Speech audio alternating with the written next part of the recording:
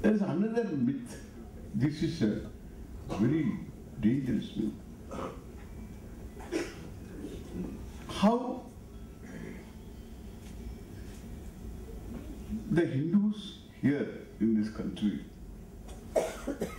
feel they are not getting proper treatment. You really can't know. The majority are Hindus, and the Hindus feel persecuted. In no other country in the world, the majority would feel persecuted. Only in this country they feel persecuted. And if you belong to minority, you have got privileges. Therefore, one Hindu group called itself minority. So I am Madhuriyar and therefore I am separate. I am a minority. Ramakrishna Mission in Calcutta, they call themselves as minority. See, you are reducing the whole country, the people of this country, to call themselves as members of the minority community in small groups.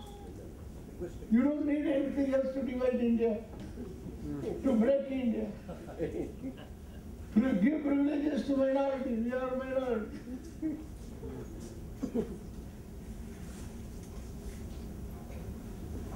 This is a very dangerous. That minority is always on help. Ethnically minority. Even that is not acceptable these days. But okay, you can say ethnicity accounts for minority, suppose. And they are given some privileges.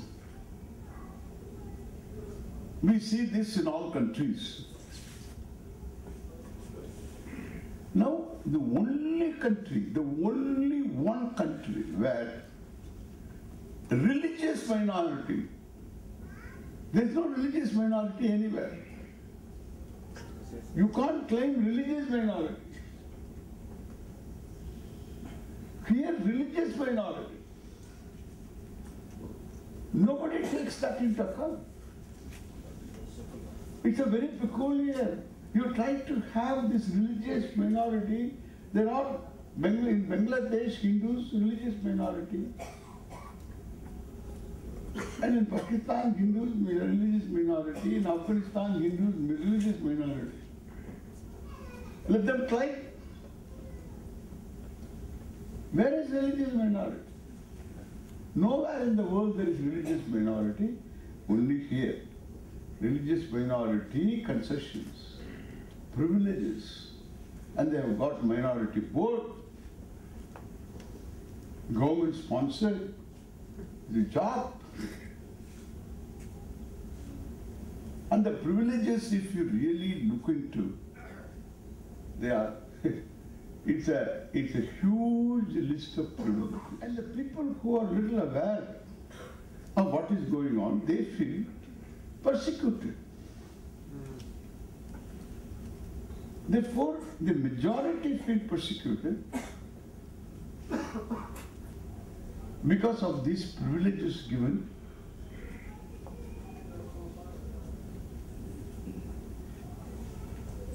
And it is not because of any consideration except one consideration of encashing the block electorate, vote bank.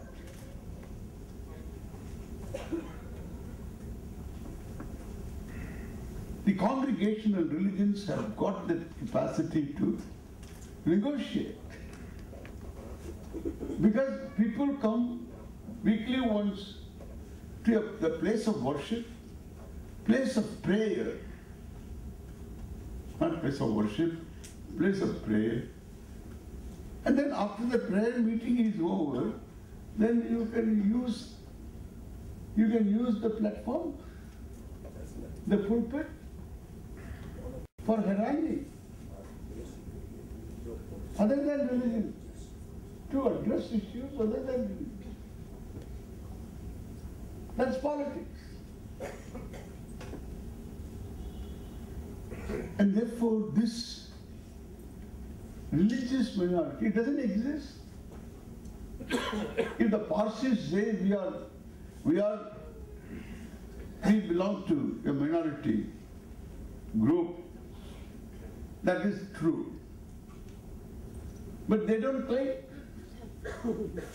They don't claim religious minority, but it doesn't mean anything. Because we are not persecuting the people who are following different religions. We don't ask them to give up the religion. We don't intrude into the religious practices. We don't want to proselytize them. We don't have a program of evangelization, and we don't convert. We don't know how to do that. It is again the genius of our culture. We don't do it.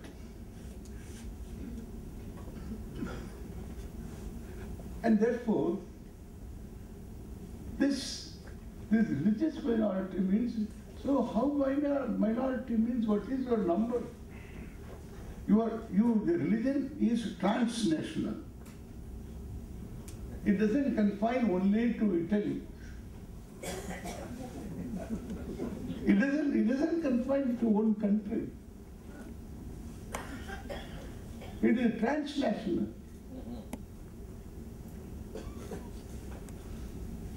And therefore, so if it is transnational, then they form the majority. We are minority. They are majority. They come and attack you through religious commissions, religious freedom, commission for religious freedom. They attack you. They go to America and then beg them and get them some kind of get some money from them, some sanction, some political sanction, and then they through the religious commission, religious freedom, commission for religious freedom, they attack you. Then in India there is no religious freedom. Who will believe this? Who will believe religious freedom? This is the only country where you have religious freedom. The Jews have been telling this all over, again and again, all over the world, that the only country in the history of Judaism where the Jews were not persecuted is India. They tell this. Everybody will tell this. These fellows are allowed to get away with whatever they are doing because of religious freedom. And the politicians protect the religious freedom.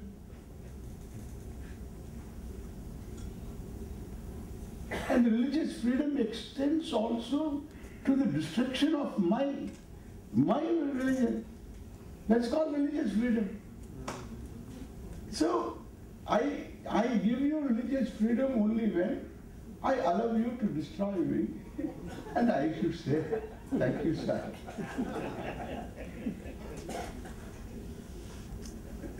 If you stand on my toes, I have to repeat, as a Hindu, you have to say, sir, you are standing on my toes. The toes are very painful. Please move away. If you don't move away, we will go to the United Nations. This is how. These are Hindus. I should give you the freedom to destroy me, otherwise I am a Hindu. I am a fundamentalist. Fundamentally, a Hindu is accommodating. Doesn't interfere in your religious pursuit.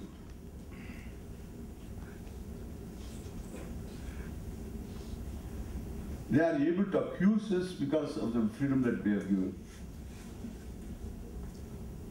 Let him try somewhere else.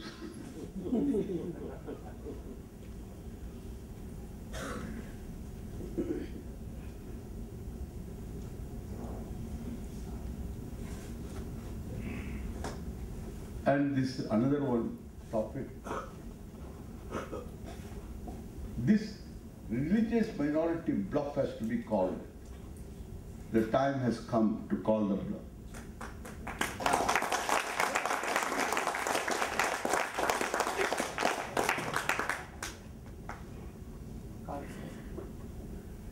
This Dalit Samachar, the word itself was non-existent before.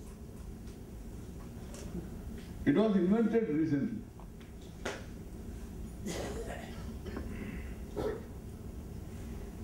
We have certain problems.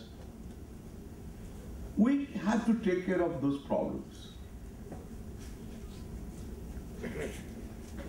But then, like the proverbial monkey,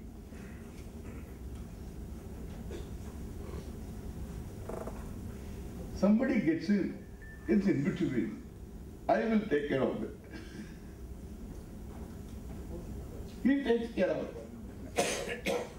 With money, with organization, with foreign trips. You know?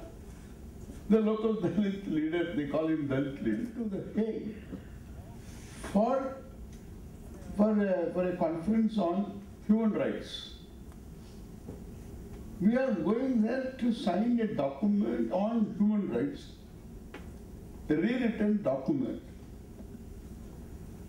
And there were other religious leaders, Islamic leader and all other leaders were there. There I find, so these Dalit people distributing leaflets, talking about Dalit problem here. In the conference, they are active. So we understand from where does it come.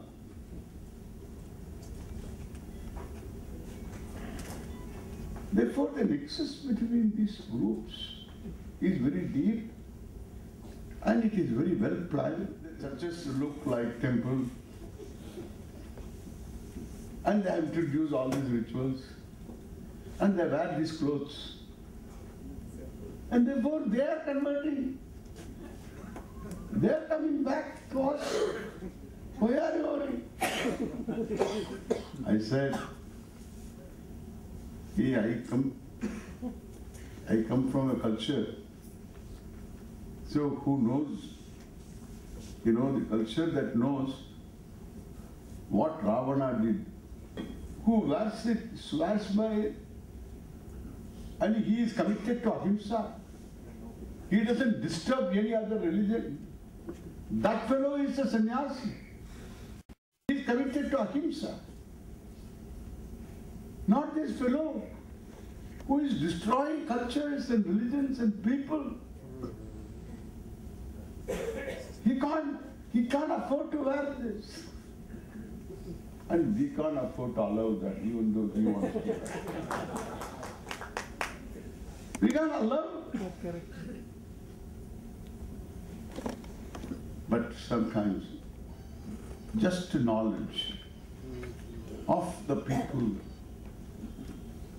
of this country